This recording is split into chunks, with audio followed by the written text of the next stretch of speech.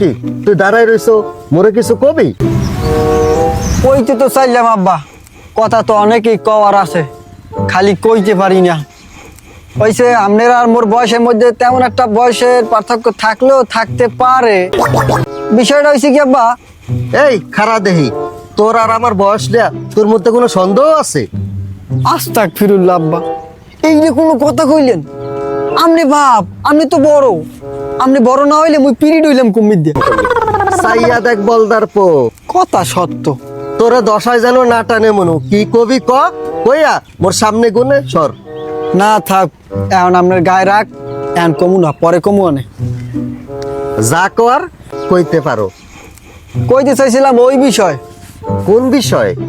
ওই যে কোন যে? ওই মোর বিয়ার বিষয়টা। এই তোরে কইছি না তোর বিয়ার সময় হইলে মুই তোরে বিয়া হরামু, অন তুই মোর চোখের সামনে গুনে যা। হে আমনে না মারলে মোর বিয়ার সময় হইবে না। এ তুই কি কইলি?